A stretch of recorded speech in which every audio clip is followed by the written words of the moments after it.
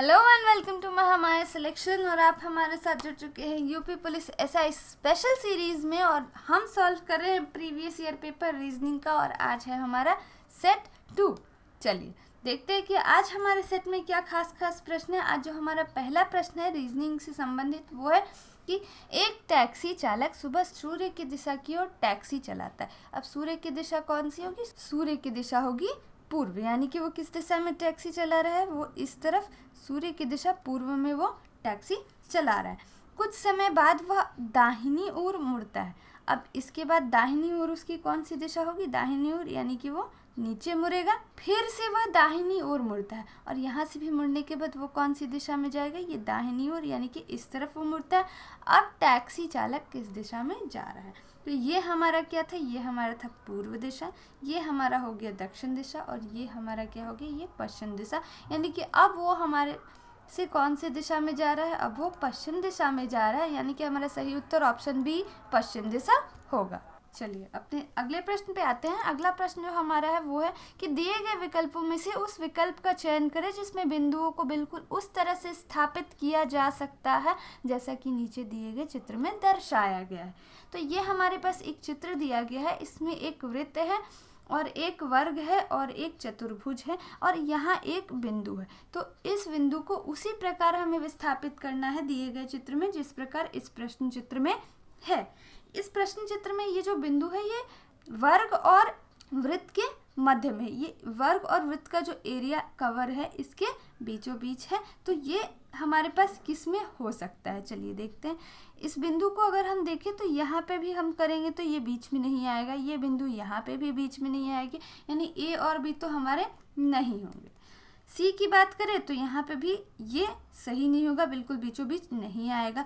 हमारा जो चित्र डी है, जहाँ ये देखिए यहाँ पे हमने बिंदु स्थापित किया है और ये बिल्कुल इस चित्र के समान है। तो यानी कि सही उत्तर हमारा क्या होगा? ऑप्शन डी हमारा सही उत्तर होगा। चलिए आगे बढ़ते हैं अगले प्रश्न की तरफ। चलिए इस प्रश्न को पढ़ते हैं। प्रश्न है, निम्नलिखित कथन को पढ़े और उत्तर दे कि निम्नलिखित तर्कों में से कौन सा सशक्त है। चलिए कथन को पढ़ते हैं। इन दिनों व्यक्तियों से बड़ी कंपनियों तक उत्पादों और प्रक्रियाओं में कंप्यूटरीकरण एक बड़े पैमाने पर हो रहे हैं तथा व्यक्तियों और संगठनों के लिए इस पर निर्भर रहना सही है। क्या व्यक्तियों और संगठनों के लिए इस पर निर्भर रहना सही है? निष्कर्ष हमारे पास दो हैं। पहला निष्कर्ष ये है कि हाँ, यह उत्पादकता को स्तर को हर जगह बढ़ाने में मदद करता है। और दूसरा है हाँ, अमेरिका और ब्रिटेन जैसे कई पश्चिमी देशों ने कंप्यूटर प्रौद्योगिकी को अपनाने के कारण तेज़ी से तरक्की की है। तो हमारे पास जो कथन है वो है कि व्यक्तियों से बड़ी कंपनियों तक उत्पादों और प्रक्रियाओं में कंप्यूटरीकरण एक बड़े पैमाने पर हो रहे हैं। ये बात बिल्कुल सही है। तो इसका निष्कर्ष क्या निकलता है कि उत्पादकता स्तर को हर जगह से बढ़ाने में मदद करता है। बिल्कुल सही, कंप्यूटरीकरण से उत्पादकता स्तर बढ़ती है, ये बात सही है। और दूसरा निष्कर्ष हमारे पास क्या है कि अमेरिका और ब्रिटेन जैसे कई पश्चिमी देशों ने कंप्यूटर प्रौद्योगिकी को अपनाने के कारण तेजी से तरक्की की है। तो अमेरिका और ब्रिटेन की तरक्की में कंप्यूटर प्रौद्योगिकी का तो योगदान है ही, पर क्या कंप्यूटर प्रौद्योगिकी ही एक ऐसी चीज़ है जिसका योगदान अमेरिका और ब्रिटेन की तरक्की में? इसके अलावा और भी कई कारण हैं अमेरिका और ब्रिटेन की तरक्की में। तो ये मान लेना कि केवल कंप्यूटर प्रौद्योगिकी को अपनाने के कारण ही उन्होंने तेज़ी से तरक्की की है, ये हमारा कहना गलत होगा। यानी कि हमारा सही उत्तर क्या होगा कि केवल जो हमारा निष्कर्ष एक है वही सही है, यानी कि केवल तर्क एक जो है वही सशक्त है, केवल हमारा तर्क एक ही सही है। चलिए आगे बढ़ते हैं अगले प्रश्न पे। अगला जो हमारा प्रश्न है वो है, निम्नलिखित श्रृंखला में प्रश्न चिन्ह के स्थान पर कौन सी संख्या होनी चाहिए। ये हमारे पास एक सीरीज दी गई है और हमें बताना है कि इसमें जो यहाँ प्रश्न चिन्ह है यहाँ पे क्या होगा।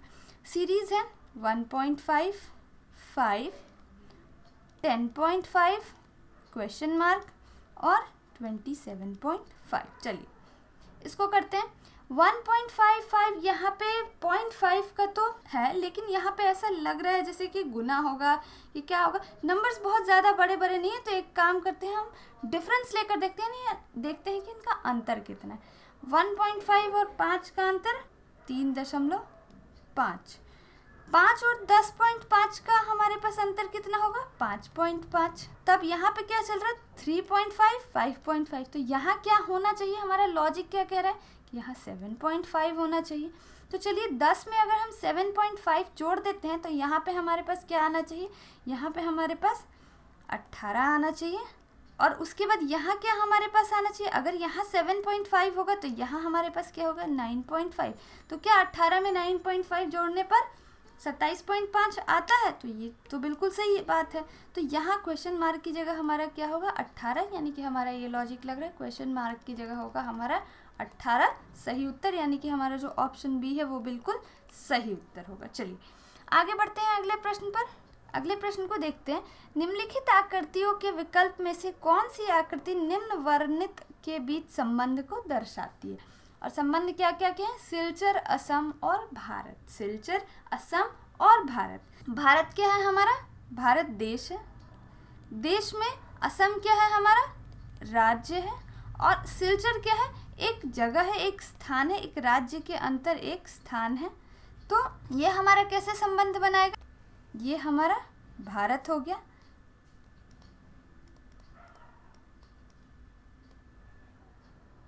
ये हमारा असम हो गया, और ये हमारा क्या होगा?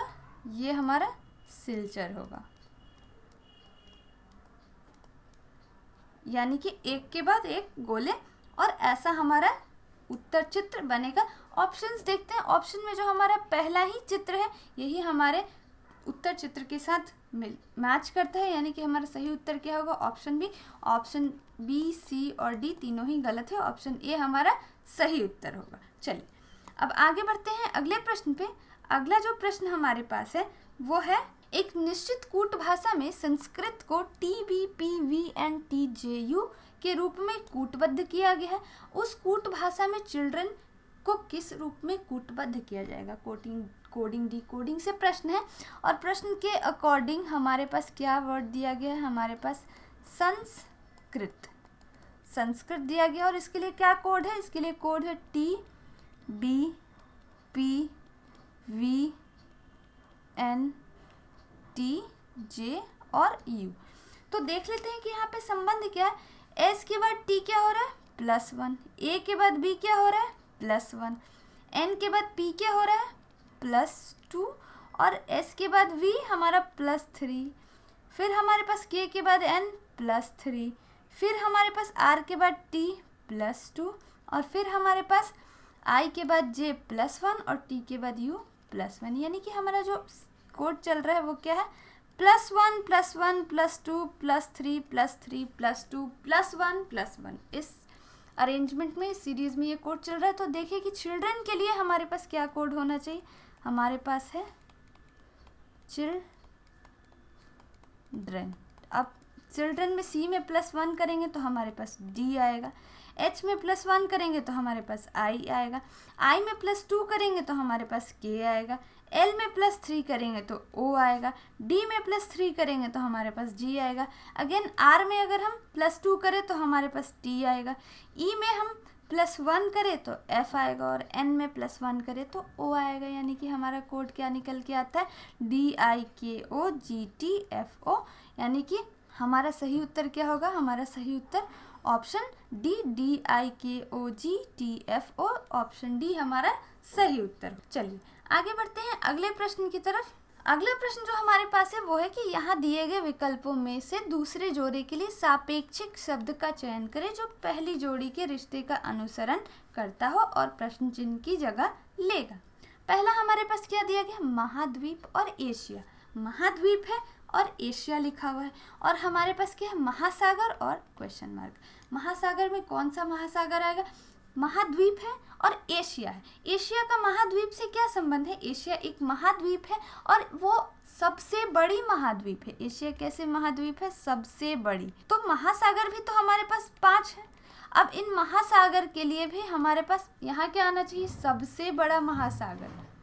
सबसे बड़ा महासागर। तो सबसे बड़ा महासागर कौन सा होता है? सबसे बड़ा महासागर होता है प्रशांत महासागर। यानी कि यहाँ क्या आना चाहिए? यहाँ पे हमारे पास प्रशांत महासागर आना चाहिए, यानी कि हमारा उत्तर ऑप्शन ए हो। चलिए आगे बढ़ते हैं अगले प्रश्न की तरफ। अगला प्रश्न जो हमारे पास है वो है, एक लड़के के चित्र की ओर इशारा करते हुए एक व्यक्ति ने कहा कि वह मेरे नाना के पिता का पोता है। अब नाना के पिता यानी कि मामा के दादा, और दादा का पोता यानी कि मामा, उसके मामा, ये क्या होंगे, उसके मामा होंगे। तो लड़के का उस आदमी से क्या रिश्ता होगा, लड़का उस आदमी का क्या होगा, मामा। नाना के पिता यानी कि उस लड़के का दादा, नाना के पिता का पोता, पिता का पोता कौन होगा, मामा।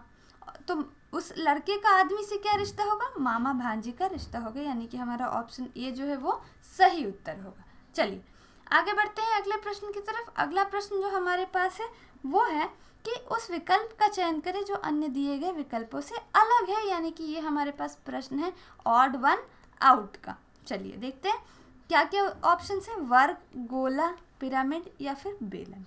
हमारे पास 4 ऑप्शन है, वर्ग, गोला, पिरामिड और बेलन। इन चारों ऑप्शंस में जो 3 ऑप्शन है, वर्ग, पिरामिड और गोला, ये सब कैसे हैं, ये सब 3D डायमेंशन से, 3 डायमेंशनल चित्र है।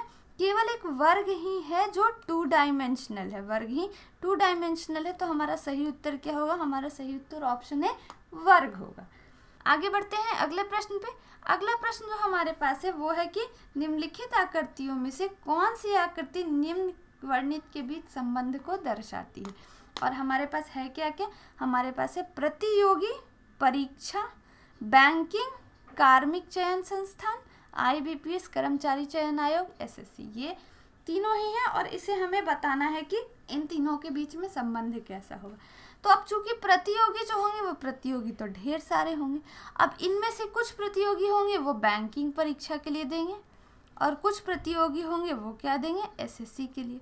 और ये सारे हमारे क्या हो गए, ये सारे हमारे प्रतियोगी हो गए। इनमें से कुछ प्रतियोगी बैंकिंग संस्थानों के लिए प्रतियोगिता परीक्षा देंगे, और कुछ जो है वो कर्मचारी चयन आयोग के लिए प्रतियोगिता परीक्षा देंगे। तो इनके बीच संबंध कैसा बनेगा, ऐसा। और हमारे उत्तर चित्र से मिलता हुआ कौन सा चित्र है, वो है ऑप्शन सी हमारा सही उत्तर हो जाएगा। बाकी ऑप्शन ए, ऑप्शन बी और ऑप्शन डी गलत होंगे, ऑप्शन सी हमारा सही उत्तर हो जाएगा। तो आज के सेशन में बस इतना ही। उम्मीद है कि आपको ये वीडियो अच्छी लगी होगी और आपने इस पर भी प्रैक्टिस ज़रूर की होगी।